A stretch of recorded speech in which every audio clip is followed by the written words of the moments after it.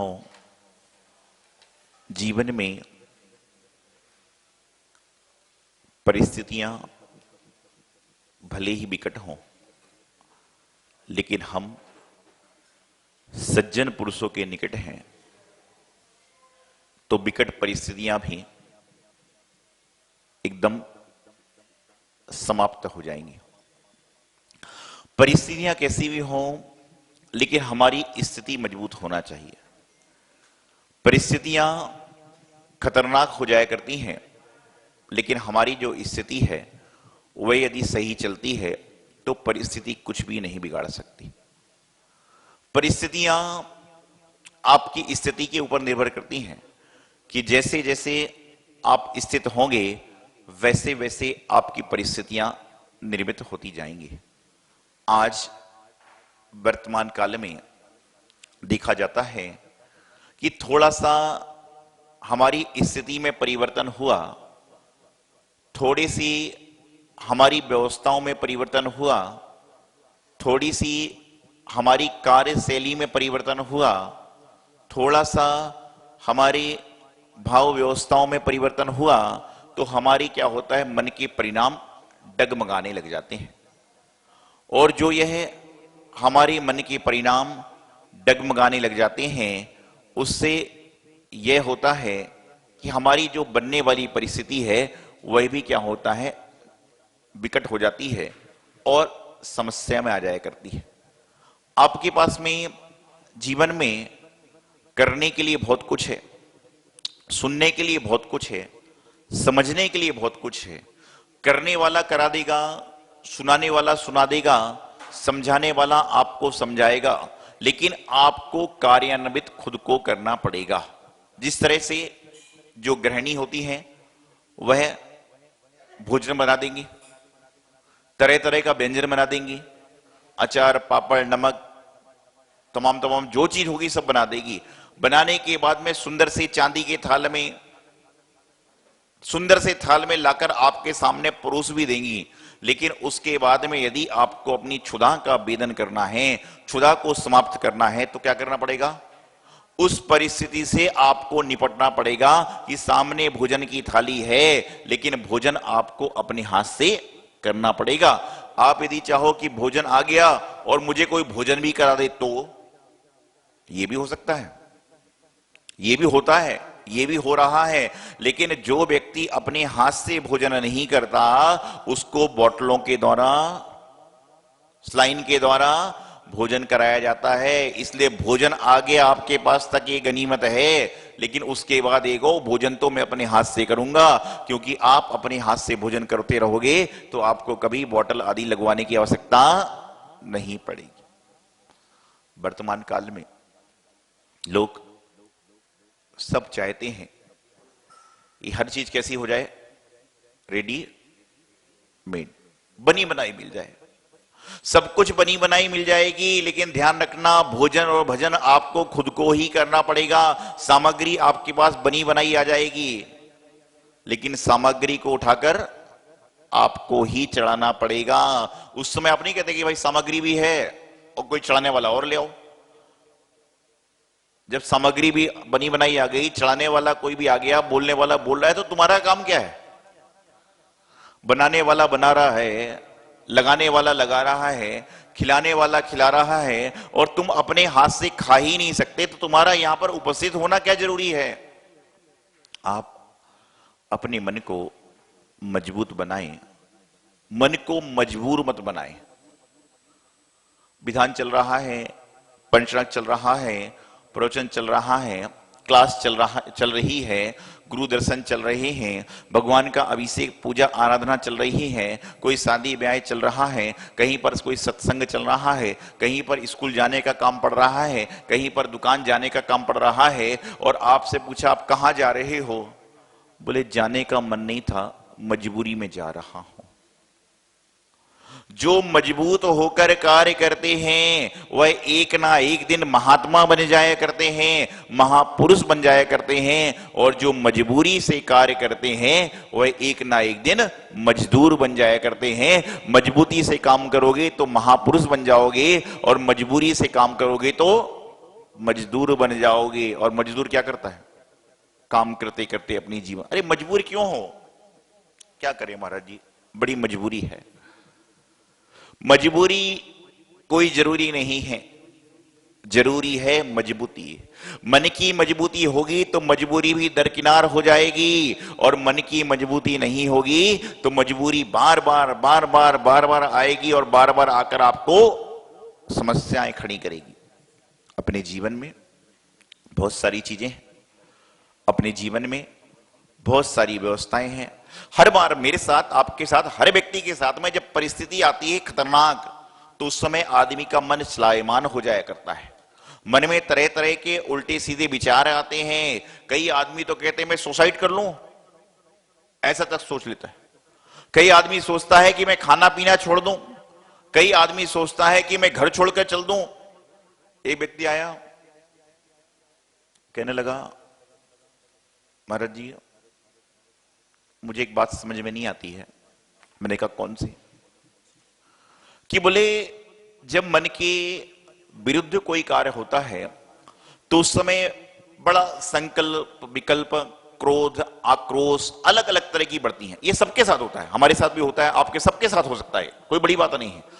बोले मन के विरुद्ध जब कार्य होता है तो हमारे मन में तरह तरह का संकलेश, तरह तरह का विकृत परिणाम, तरह तरह की बातें, तरह तरह की व्यवस्थाएं बनती हैं। और जब मन के अनुरूप कार्य होता है, चाहे वही व्यक्ति जब मन के विपरीत कार्य करता है तो हमें अच्छा लगता है, बुरा लगता है, लेकिन जब वह हमारे मन के अनुकूल कार्य करता है, मन के माफिक काम करता है, तो वह व्यक्ति हमें बहुत अच्छा लगने लग जाता है।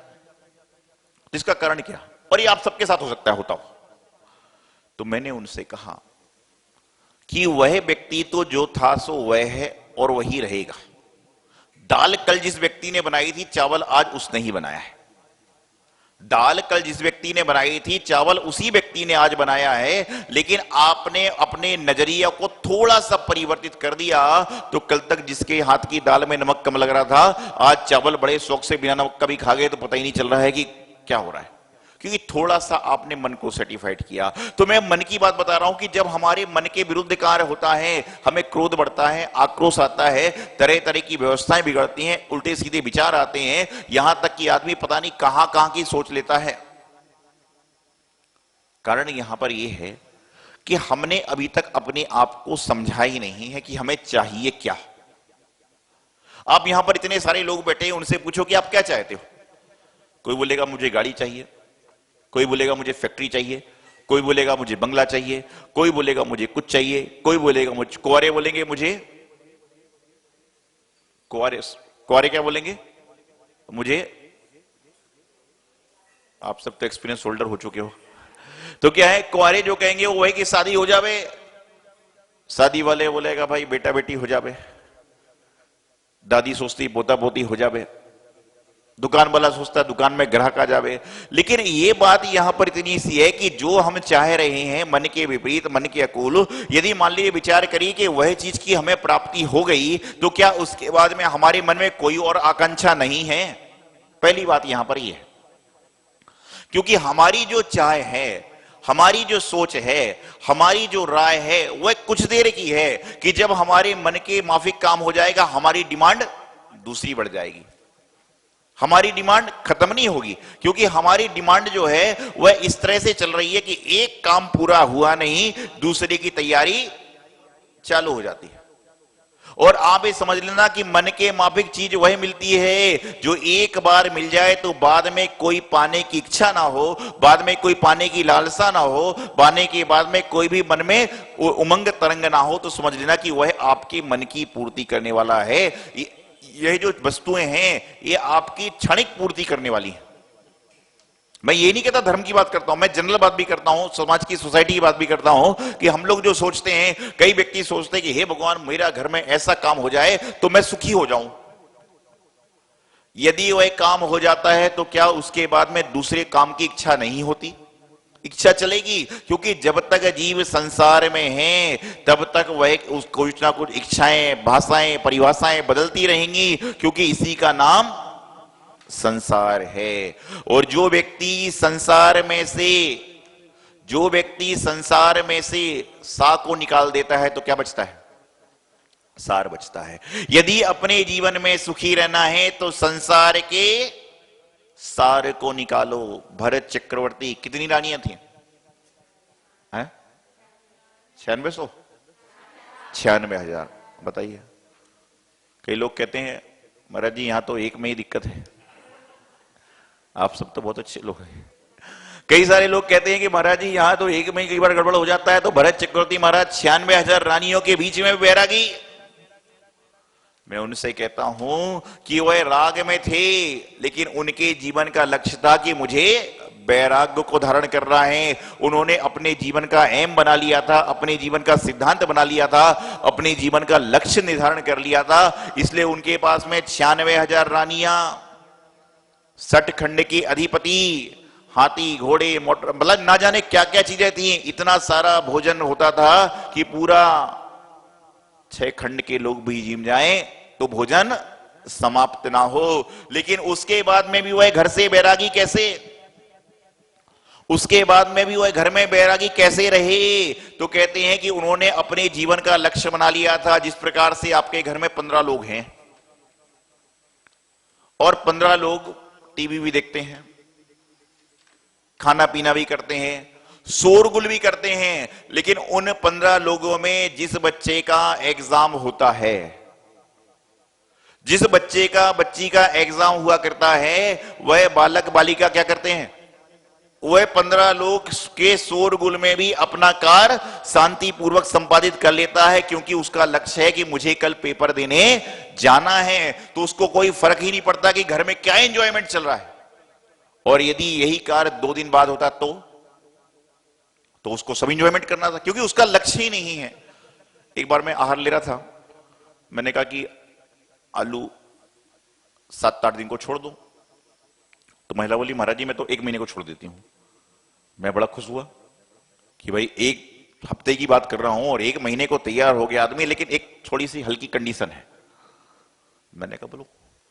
बोले महाराज जी मैं 4 दिन अभी छोड़ूंगी, उसके बाद 2 दिन खाऊंगी, फिर 4 दिन छोड़ूंगी, फिर 2 दिन खाऊंगी। मैंने कहा ऐसा क्यों? वो बोले मेरे सहेली के बेटे की शादी है, बहुत जरूरी शादी है, तो मुझे जाना जरूरी है। मैंने सोचा कोई बात नहीं, अब ना तो ये कि 8 दिन छोड़े, चल जाएगा। तीसरे दिन शाम को आई, बोले महाराज जी मेरा घर जाके विचार बदल गया। मैंने मन में सोचा अब ये तो नहीं बोलेगी कि 1 महीने बाद छोड़ूंगी। विचार बदल गया तो मैंने सोचा मन ही मन में अब ये ना कह दे कि 1 महीने बाद छोड़ूंगी, एक और शादी आ गई। बोले मेरा घर जाकर मन में विचार बदल गया, अब मैं पूरा 1 महीने का 1.25 महीने नहीं खाऊंगी, लगातार रेगुलर। मैंने कहा क्या शादी कैंसिल हो गई? नहीं। बोले शादी तो कैंसिल नहीं हुई। इतने में उनके पति देव पीछे से आए।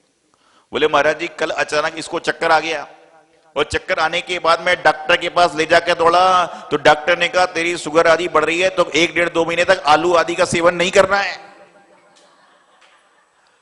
1-1.5-2 महीने तक आलू आदि का सेवन नहीं करना है। तो इससे सोच चलो महाराज जी से पूरी नियम कर लूं, कोई बात नहीं, किस कारण से करे, त्याग तो कर रही है।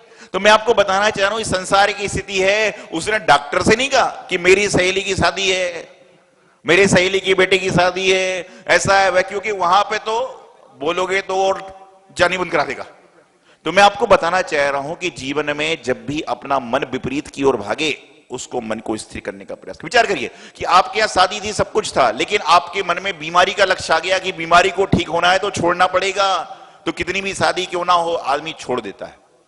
लेकिन जब तक लक्ष्य नहीं है तो फिर अष्टमी क्या, चौदस क्या, और वो तो भगवान पर्युषण पर में शादियां होती नहीं है, नहीं तो फिर पर्युषण पर भी सब। आपको बताया था परसों कि कभी भी ऐसा अवसर लग जाए तो जुलाई के बाद में नवरात्रि तक शादी ब्याह नहीं होते। एक जन का विवाह सावण में होने वाला था, पता है फिर क्या हुआ? भगवान नेमिनाथ जी का श्रावण के महीने में होने वाला था, तो श्रावण के महीने में हुआ, बारात पहुंची और वहीं से लौट गए। तो कभी ऐसा अवसर लग जाए बोलना भाई सावन छोड़ दो। तो मैं आपको बताना चाह रहा हूं जिंदगी में कि अपने मन को स्थिर करिए, अपनी परिस्थिति को ठीक किए, अपनी स्थिति को मजबूत करिए। जिस तरह से जहां पर सीट पर आप बैठते हो, जब तक सीट पर बैठते हो एकदम टिक के बैठते हो, जब तक आप प्लेन में, ट्रेन में, बस में, कहीं पर भी सीट आदि पर बैठते हो तो वहां पर बिल्कुल स्थिर करके बैठते हो। क्यों? क्योंकि आपको पता है कि ये सीट मजबूती से मेरी है। कब तक है? लेकिन जब तक आपका गंतव्य स्थान नहीं आया, और गंतव्य स्थान के बाद तो उसमें कौन बैठ रहा है, कौन उठ रहा है, कोई लेना देना नहीं है। उसी प्रकार से अपने मन की स्थिति को मजबूत जो व्यक्ति कर लेगा, सीट पर बैठ जाओ कि जब तक मेरा गंतव्य स्थान नहीं आएगा, जब तक मेरा गंतव्य स्थान मेरे मन की इच्छा के अनुरूप कार्य नहीं होगा, जब तक मैं सारा का सारा मजबूती से करूंगा।